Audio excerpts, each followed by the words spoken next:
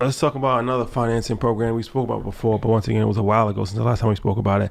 FHA loan. Yeah. So I think the FHA loan is beneficial because, correct me if I'm wrong, you're able to put like 3.5% down. Correct. So talk about FHA for anybody that's not familiar with FHA. Yeah. So FHA is a government program, and 3.5% down on a $300,000 duplex, right, is only $10,500.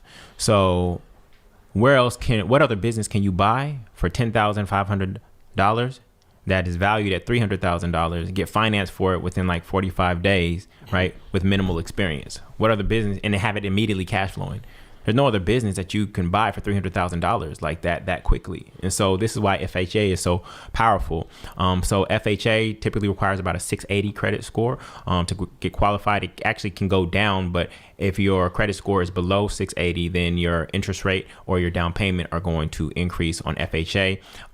There are FHA guidelines. These are federal guidelines, but lenders can stack on their own lending guidelines on top of it. So just because FHA says that the credit score minimum is 680, or other lenders may say, no, we actually need a 720 in order to qualify you for that. So they can stack on their own guidelines to FHA. But FHA is really powerful. That's how I acquired my triplex in Brooklyn with the FHA loan. And the downside of FHA that people don't tell you is the PMI. Is the private mortgage insurance. NACA doesn't have private mortgage insurance. And so private mortgage insurance means that their banks are literally, the government is actually protecting the banks. Like, they've already bailed out the banks. I don't know why the banks need protection, but they're protecting the banks. And so there's this additional private mortgage insurance. So it could be an additional 1% fee. So if your loan is $300,000, 1% is $3,000 per year. You divide that by 12 months. And now you're paying an additional $250 per month on your mortgage payment for this private mortgage insurance. And now that PMI is actually permanent. It is permanent until you refinance out. It doesn't go away after 20%? It used to go away after 20%. It is now permanent until you refinance out. So you said if the credit score wasn't great, that the interest rate can go up from 3.5, right? The down payment is 3.5. The interest rate is going to depend on a variety of things. Now, depending on if you get a single family or a multifamily, are those factors as well that can change the interest rate of the property or of the loan? No. So the interest rate is based on for when I talk multifamily, I'm talking about 2-family, 3-family, or 4-family homes. These are also known as duplexes, triplexes, or fourplexes. Yeah. So once you get to 5 units or more, that's a commercial loan, and that's a different lending process, right? That's a different lender, different terms, 20-year amortization. You're having an ARM. Your interest rate is going to be higher, et cetera. So interest rate is not dependent on whether it's a duplex, triplex, or fourplex. The interest rate is based on your financial profile. Got it. So that PMI, is that just for the FHA, or is that, because I know if you just put less than 20% on any type of mortgage, you Correct. have to have PMI, but until you get to 20%. Conventional is PMI too if it's less than 20%. That's the same thing? Correct. All right. Correct. So just for the FHA, it stays on for the lifetime. It stays on until you refinance out. So if I see that I went FHA, I have PMI, that's $250 additional per month, but my home was appreciated. I bought right in a gentrifying neighborhood, and I believe that I'm at 80% loan to value. I'm going to go run the numbers, get an appraisal, and actually refinance out of that PMI, and that's $250 back in my pocket. That's a car note, that's a cell phone bill, that's groceries for folks. So but that's the key to buying right. If you don't buy right, then you have to literally just sit and wait and continue to cough up this extra $250 a month that is just literally there to protect the banks. So PMI exists on a conventional if it's not 20% down. Correct. What if I'm doing it's not my primary residence, it's now investment property. Does PMI exist on that? I think it's like 25% down? It's 25% down on a purely investment property. So you're already above. You have to do it. Correct. Got so you. There's no PMI. Got you. Yeah. 203K loan. Mm-hmm.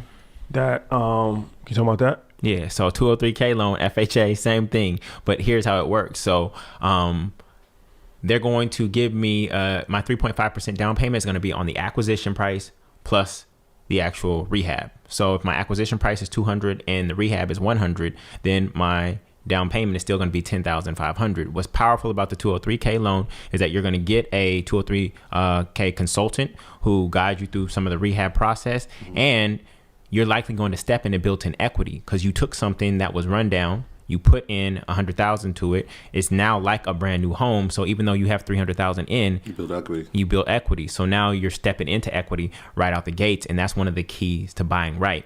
So we don't just want people to go out there and buy real estate, just like we don't want people to just go out there and buy stock just because we said so. We want you to buy right. And so buying right is 3 criteria. First criteria is that you're stepping into built-in equity, meaning that your appraised price is actually higher than your purchase price. So you're stepping in equity right out the gates. You won out the gates because you have equity. The second criteria is that in multifamily, it is at least a 12% cash on cash return, right? Using the rule of 72 divided by 12 means that your money's doubling every 6 years. The money that you have in the property is doubling every 6 years. And then the third criteria for buying right is that there's definite appreciation potential. And definite appreciation potential means that I've identified 33 signs of gentrification, and definite appreciation potential means that you bought on the right side of the wave. And so when I bought on Fulton and Utica in Brooklyn, there was about 10 to 15 signs of gentrification there, right? And that was called do or die Bed-Stuy at the time when I purchased it. No longer, right? Because I saw it coming from Dumbo. Correct.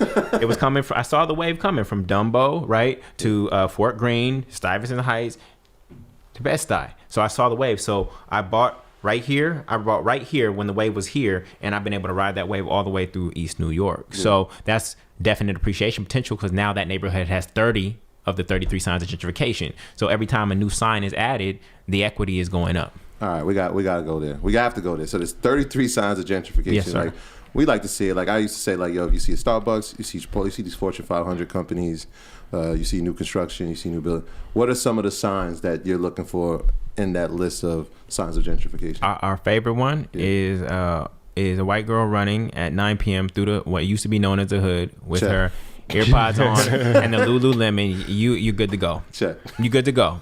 Okay. She gotta be wearing Lululemon. It gotta be Lululemon. It gotta be Lululemon, can't right? Be Ivy Park. Oh no, can't be Ivy Park. No, she's still a little too hood. Gotta be Lululemon, and that's just a telltale sign. Of course, you're gonna start to see dumpsters, coffee shops, cafes, yoga studios, dog grooming. You're gonna see bike lanes, things of that nature. These are some of them. Bike lanes is heavy. Yeah, they're gonna start to call graffiti art. Right. All of a sudden, you see neighborhood name changes and things of that nature. So these are some of the key signs of gentrification. And you have to train your eye to be able to observe them and watch them happening, because they're happening. You just have to train your eyes. The bike lanes is heavy. Yeah. All through Harlem. Yeah, once you saw those city bike things, you know it's coming. Yeah. But even like the Beltline in Atlanta, similar type of situation. Yeah, it's the same patterns playing out. So I saw the same pattern in Oakland, right? I saw it in West Oakland and East Oakland. Then I saw the same pattern in Inglewood when I was down in LA. And then I saw the same pattern here. Saw the same pattern. It's the same pattern playing out. So it's just pattern recognition at the end of the day. And so if you're able to see the patterns, then you're able to get ahead of them and benefit from it. My graduates from my school being Forbes, bag drop. Bag drop. A mic drop, bag drop. Bag drop.